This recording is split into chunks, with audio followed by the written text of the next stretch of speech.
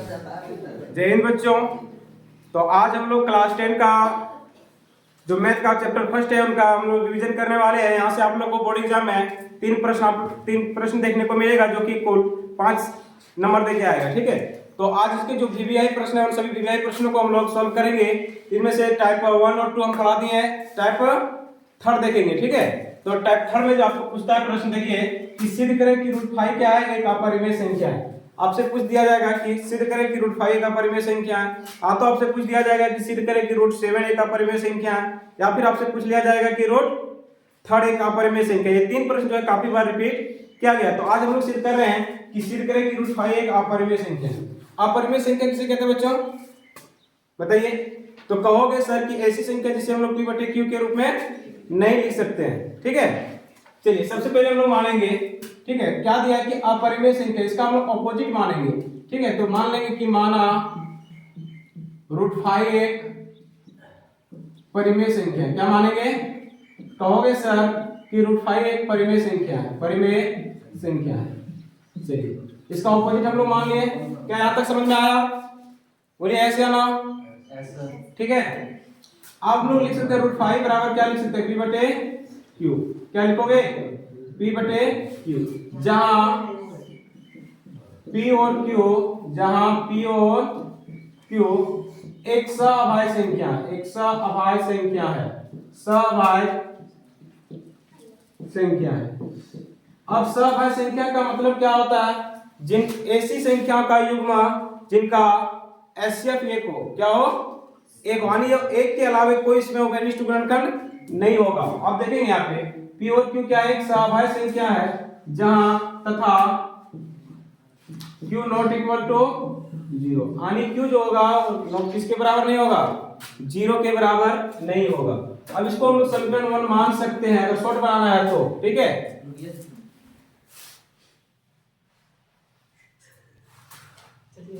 ठीक है, आप समझेंगे। अब इतना करने के बाद क्या करेंगे, देखिए √5 p/q, इसको अपने से 1 दे दीजिए। ठीक है, अब इसको यहीं पे कर सकते हैं, इसको बाई क्रॉस कर देंगे, इसको हम लोग कहते हैं BCM। क्या कहते हैं, BCM। ठीक है, बाई क्रॉस कर देंगे, यानी इसको हम लोग हिंदी में कहोगे तिरछक गुना करने पर। क्या करने पर, तिरछक गुना करने पर। तिरछक गुना का मतलब देखिए कैसे होते हैं, ऐसे। ठीक है, अब √5 को q से गुना करोगे क्या होगा, √5q बराबर क्या हो जाएगा, p। अब यहाँ लिखो squaring both side, squaring both side मतलब दोनों तरफ क्या करने पर, वर्क करने पर। लिखिएगा हिंदी में दोनों तरफ वर्क करने पर, जिसको इंग्लिश नहीं समझ में आ रहा, दोनों तरफ वर्क करने पर। अब बच्चों अगर दोनों तरफ वर्क करते हैं तो क्या पाते हैं, √5 का अगर स्क्वायर करोगे, √5q का होल स्क्वायर बराबर क्या हो जाएगा, p का होल स्क्वायर। अब √5q का स्क्वायर समझिए इसका क्या होगा, √5q into √5q अगर 2 बार गुना करोगे तो √5 को √5 से गुना करोगे क्या हो जाएगा, 5। क्योंकि √5 को अगर √5 से गुना किया जाता है तो रूट हट जाता है। क्यों हटता है, ये सवाल खड़ी होती है। आप समझे √5 को अगर √5 से गुना करोगे कितना होगा, √25 होता है। ठीक है, अब √25 का अगर वर्गमूल हम लोग फाइंड करेंगे तो वर्गमूल कितना हो जाता है, 5। इसलिए बहुत सा अच्छा ये भी नहीं पता होता है कि सर रूट हट क्यों जाता है, सिर्फ रूट हट जाता है। ठीक है, तो हटता क्यों कि उसका वर्गमूल निकल जाता है।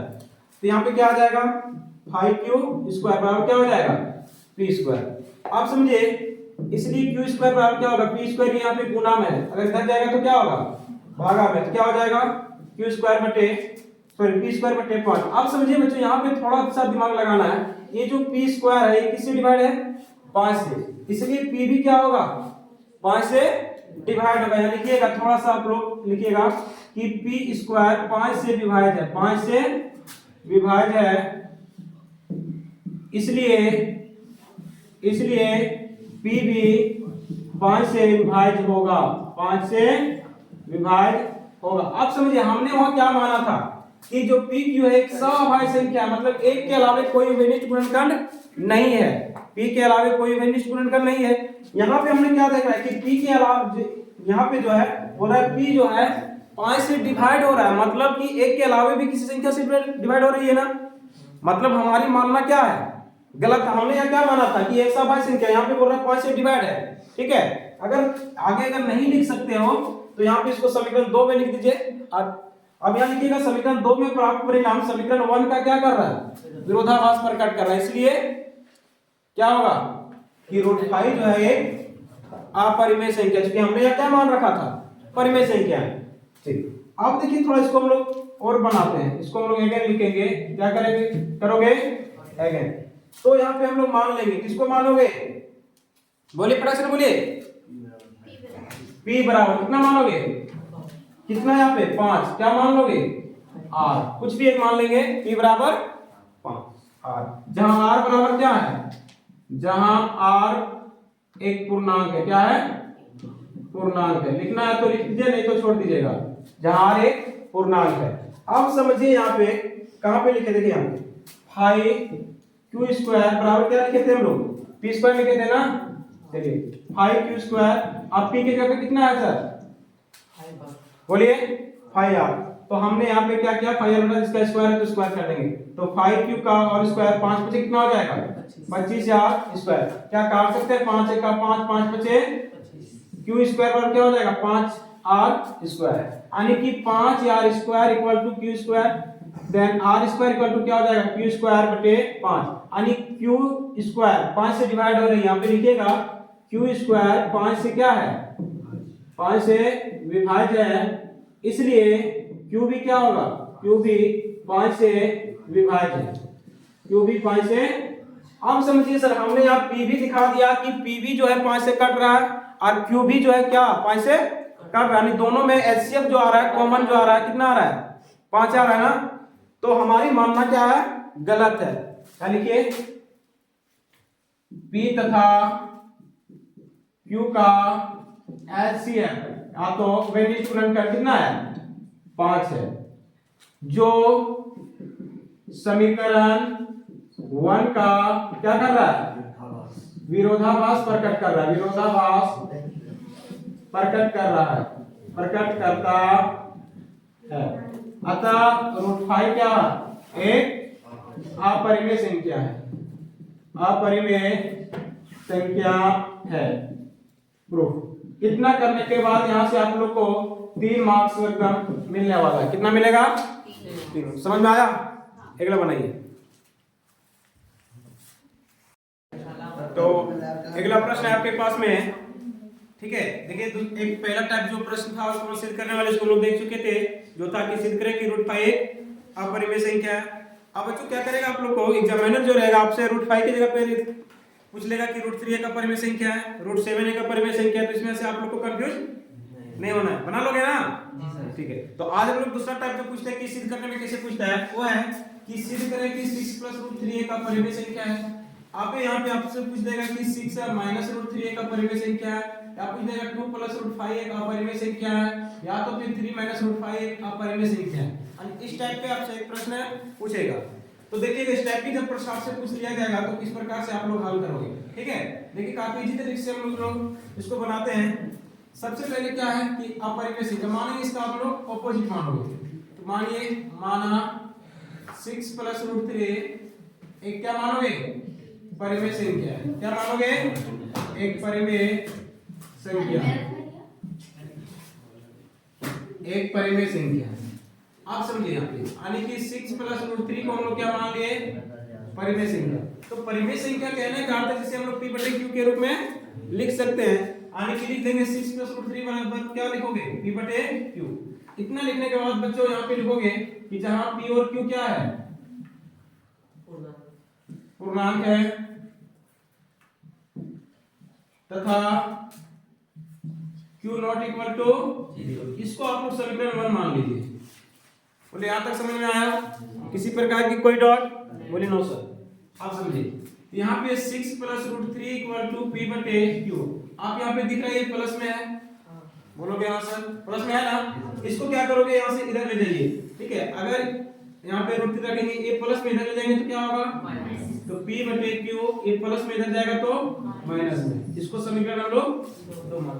आप समझिए भैया ये कह रहा है √3 क्या है, √3 क्या है, अपरिमेय संख्या, ये क्या है, परिमेय संख्या।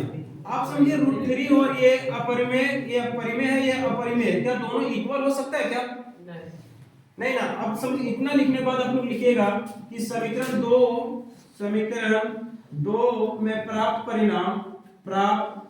परिणाम तो यहाँ पे अगर प्राप्त करने नहीं लिखोगे तो इसमें लिखिएगा समीकरण 2 का LHS। LHS क्या लिखोगे?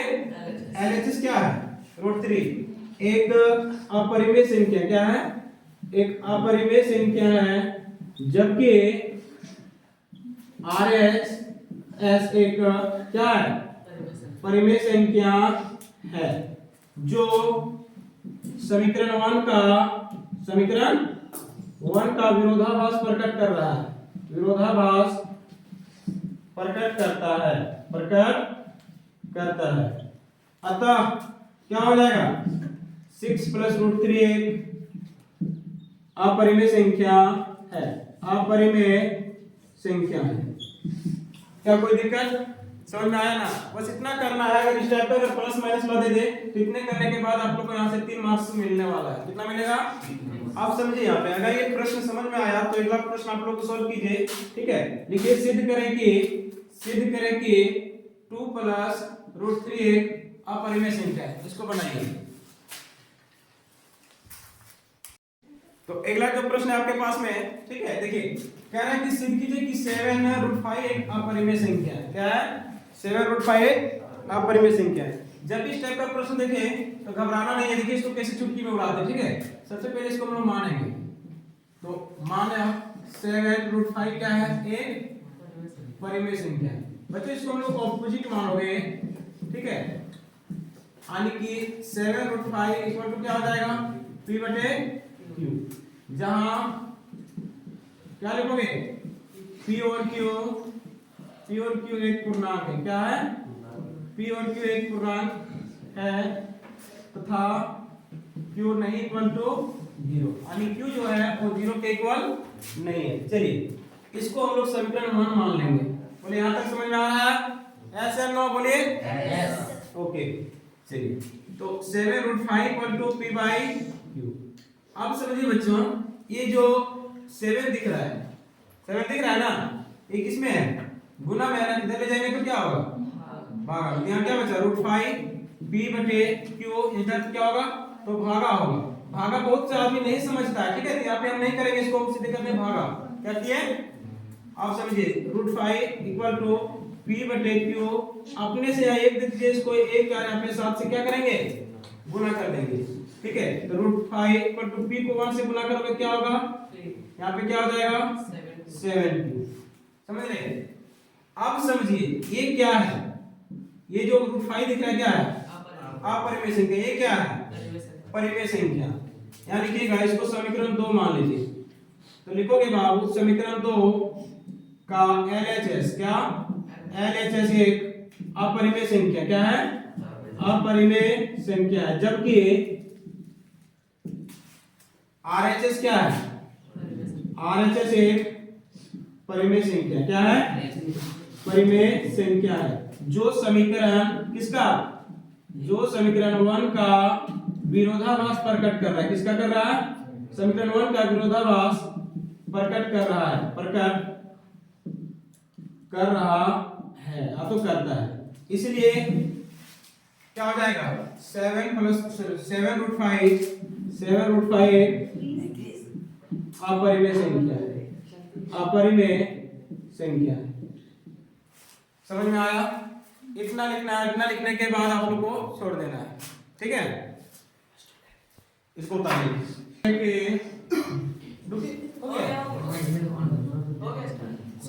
हो गया।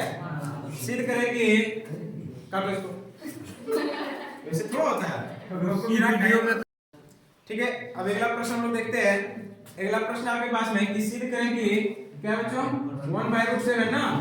आपसे यहाँ पे पूछ लिया जाएगा 1/√7 की जगह पे 1/√2, 1/√3, 1/√5। ठीक है, अगर कोई भी रहे तो एक ही मेथड से सब बनने वाला है। ठीक है, तो एक हम बना रहे हैं कि सिद्ध करें कि 1/√7 जो है क्या है? एक अपरिमेय संख्या है। क्या है बच्चों? अपरिमेय संख्या है। चलिए इसको देखते हैं कैसे सिद्ध करते हैं। जब भी इस टाइप का प्रश्न लिखे, ठीक है, काफी इजी से हम लोग बनाते हैं। चलिए सबसे पहले हम लोग क्या करेंगे? मानेंगे। क्या करोगे? तो वही से मानते हैं। माना 1/√7 एक क्या है? परिमेय संख्या। क्या मानोगे? परिमेय संख्या। यानी 1/√7 इक्वल टू लिख सकता है क्या? P बटे Q, जहां P और Q क्या होगा बच्चों? पूर्णांक होगा। क्या है? एक पूर्णांक है। तथा Q नहीं इक्वल टू 0, यानी Q जो होगा वो नॉट इक्वल टू 0, यानी Q जो है किसके इक्वल नहीं है? 0 के इक्वल नहीं है। चलिए इतना करने के बाद आप क्या करोगे? इसको बाई क्रॉस कर दोगे। क्या करोगे? बाई क्रॉस, यानी तिरछी नजर। तिरछी नजर कैसे माना जाता है? इस कोने से उस कोना और उस कोना से इस कोना। ठीक है, आप देखिए यहाँ पे √7 को हम लोग P से गुना करेंगे क्या होगा? √7P, और 1 को अगर Q से मल्टीप्लाई करोगे तो क्या होगा? Q।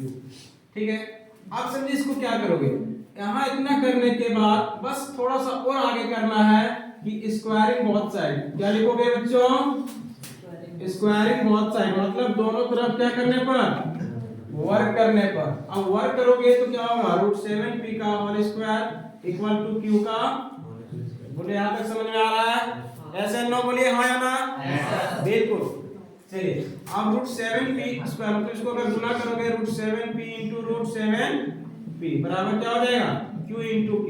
होगा कि नहीं? तोड़ तोड़ के बता रहे हैं। अब √7 को अगर √7 से गुना करोगे तो क्या होगा? 7। P को P से करोगे तो क्या हो जाएगा बाबू?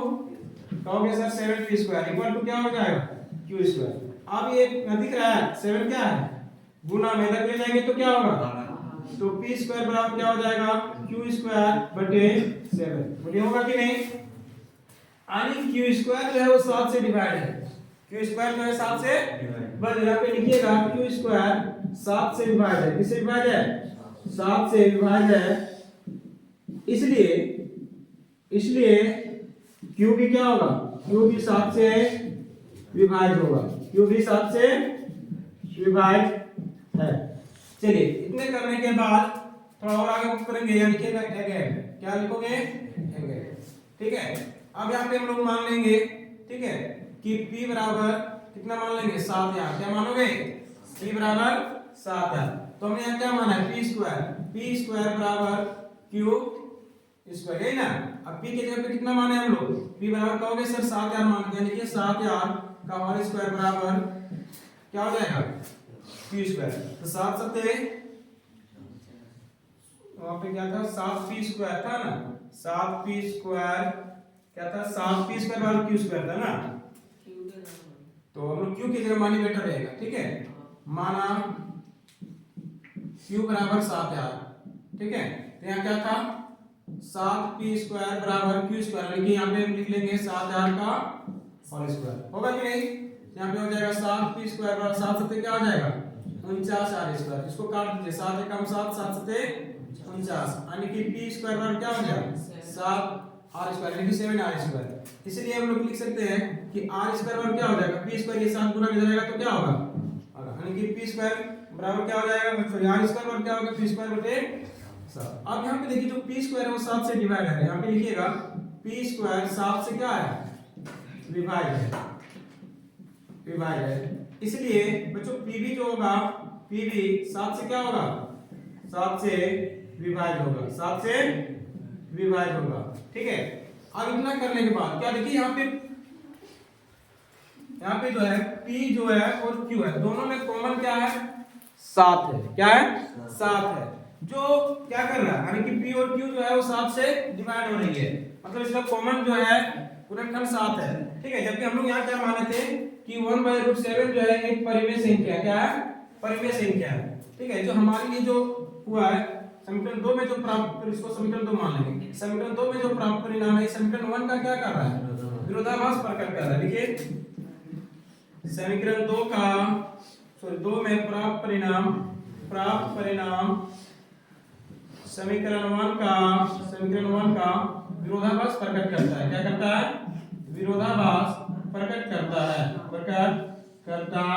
है। इसलिए क्या होगा?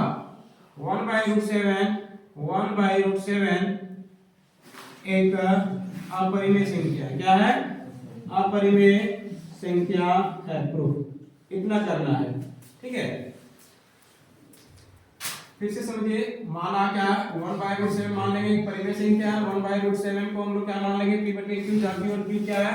पूर्णांक के साथ q नॉट इक्वल टू 0। आप तो फिर यहाँ पे लिख सकते हैं कि जहाँ p और q क्या है, एक सहअभाज्य संख्या है। या तो लिख सकते हैं कि p और q का एचसीएफ जो है वो कितना है, एक अभाज्य संख्या का मतलब जो है सहअभाज्य संख्या का मतलब क्या होता है, ऐसी संख्या का युग्म जिसका एक के अलावा कोई भी निश्चित गुणनखंड नहीं है। तो हमने यहाँ पे क्या दिखा दिया बच्चों कि जो p है और जो q है दोनों किससे कट रहा है, 5 से कट रहा है, कि इसमें निश्चित गुणनखंड कितना है, 5 है।